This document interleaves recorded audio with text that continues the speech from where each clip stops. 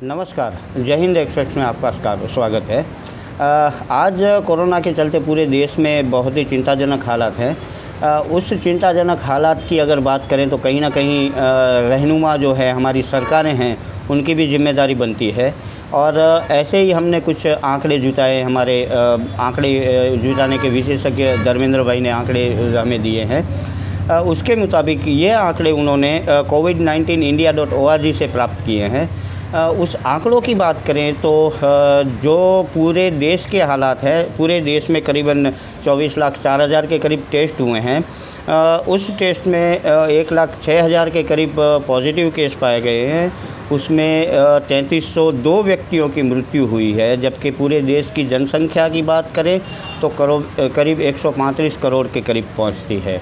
यह आंकड़े हमने पिछली 19 मई के जुटाए हैं, तो इस आंकड़ों में कुछ 19-20 तब्दीलियां भी हो सकती हैं। अगर राज्य के अनुसार बात करें तो सारे राज्यों की स्थिति कुछ इस प्रकार है।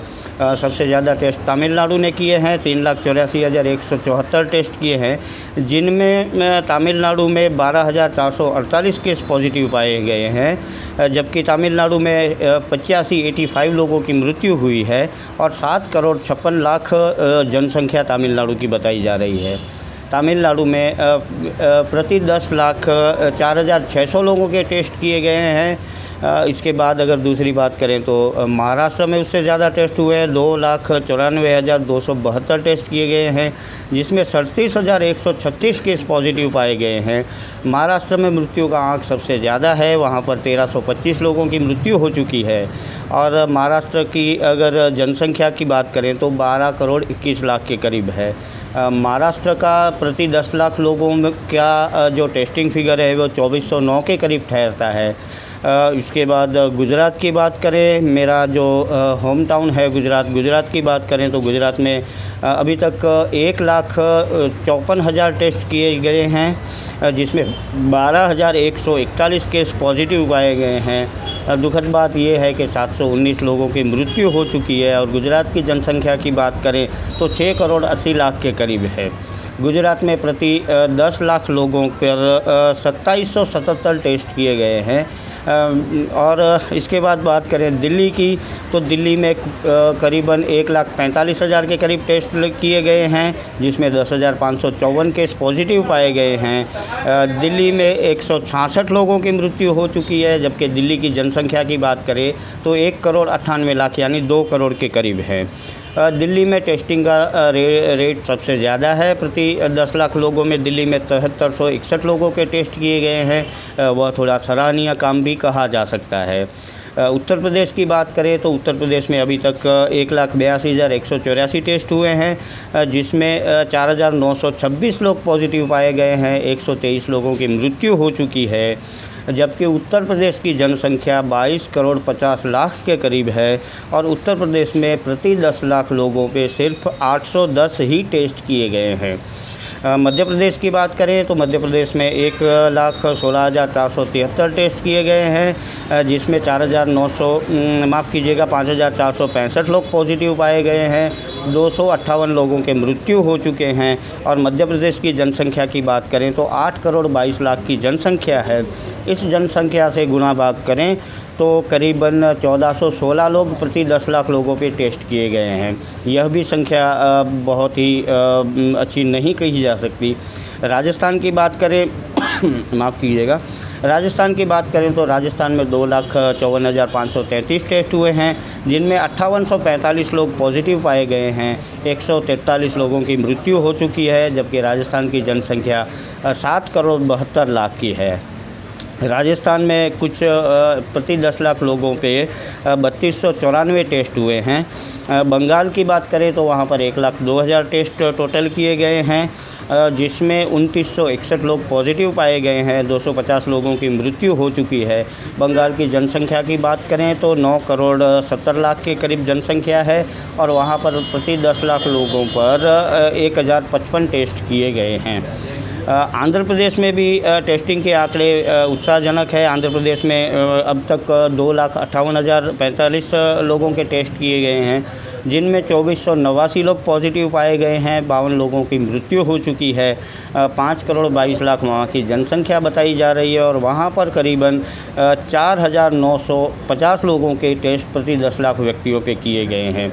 कर्नाटक की बात करें तो कर्नाटक में 1,58,594 टेस्ट किए गए हैं, जिसके सामने पॉजिटिव केसों की संख्या 1395 है और 40 लोगों की मृत्यु हो चुकी है। जबकि कर्नाटक की जनसंख्या की बात करें तो 6 करोड़ 57 लाख के करीब है।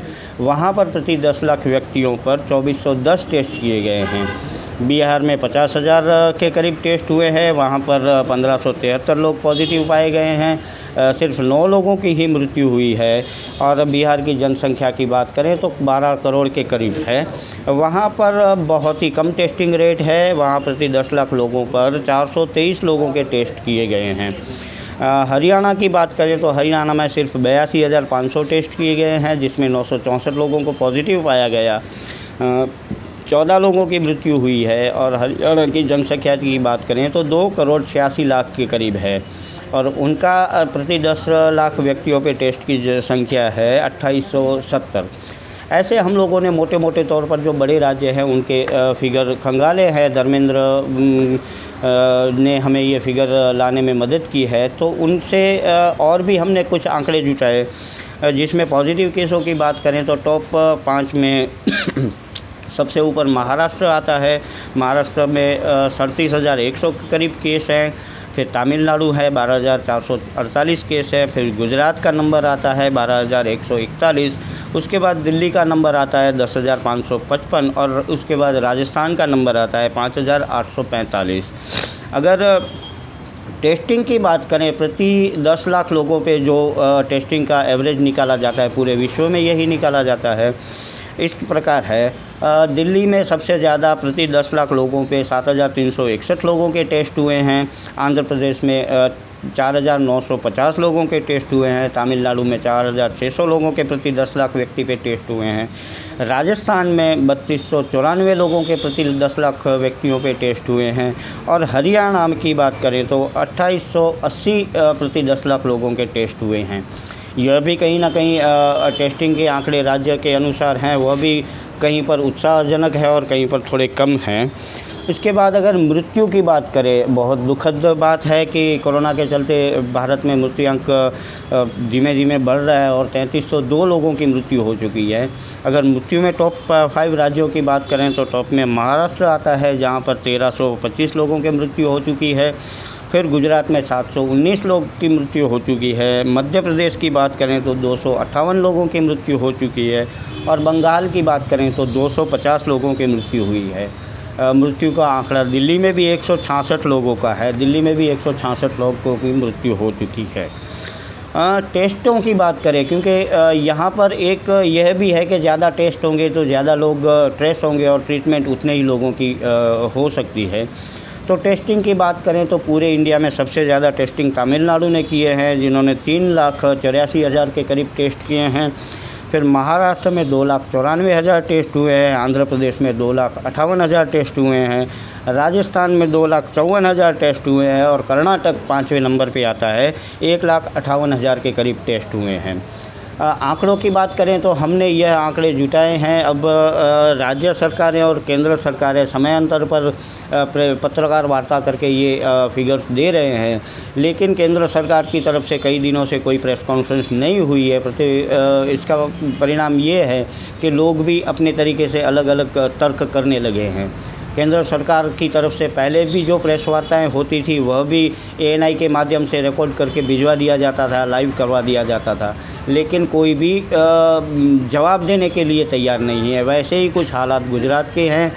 अगर बात करें पूरे विश्व की, तो विश्व में ये ऐसे उत्साह बढ़ाने वाले हैं कि न्यूजीलैंड के प्रधानमंत्री हर रोज़ प्रेस को संबोधित करते थे और प्रेस मित्रों के, पत्रकार मित्रों के जो भी प्रश्न थे उन सबके जवाब दिए जाते हैं और उसके फलस्वरूप ये हुआ कि लोगों में जागरूकता फैली और न्यूजीलैंड अब कोरोना से करीब करीब उभर चुका है। अगर भारत की बात करें तो यही मॉडल कुछ केरला ने लागू किया था। केरला में भी यही था कि केरला के मुख्यमंत्री हर रोज़ शाम 5 बजे प्रेस को ब्रीफ करते थे उससे पहले 3 बजे वो सारे सचिवों से पूरी डिटेल लेते थे, उसके बाद 5 बजे ब्रीफ करके सारे मीडिया को यह जानकारी दे दिया करते थे। अभी की स्थिति यह है कि ना ही पूरी मीडिया को जानकारी मिल रही है, फलस्वरूप मीडिया भी कहीं ना कहीं आंकड़े जुटा के अपनी माहितियाँ दे रहे हैं, फलस्वरूप कहीं सच्ची कहीं झूठी माहितियाँ भी जाती हैं। कच्छ जनपद की बात करें तो कल ही की बात है, कल ही जो पॉजिटिव केस आए थे उसमें भी कई विसंगता पाई गई ही। कहीं पर एक विस्तार के पॉजिटिव बताए गए, कहीं पर दूसरे विस्तार के पॉजिटिव बताए गए। हालांकि शाम को 4 बजे या 5 बजे, वो 5 या 6 बजे आंकड़े दिए गए थे, लेकिन रात को 1 या 2 बजे तक स्वास्थ्य विभाग की तरफ से कोई स्पष्टता नहीं दी गई थी कि कौन से कहाँ से पॉजिटिव केस आए हैं, और इसमें भी बहुत विसंगताएं पाई गई थी।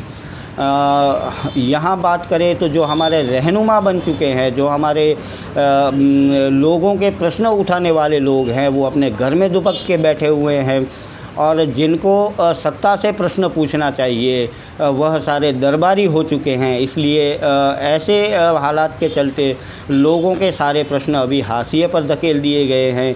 यह सच्चाई और वास्तविकता हमें लगती है। नमस्कार, जय हिंद एक्सप्रेस से धर्मेंद्र के साथ मैं दशेश भावसार।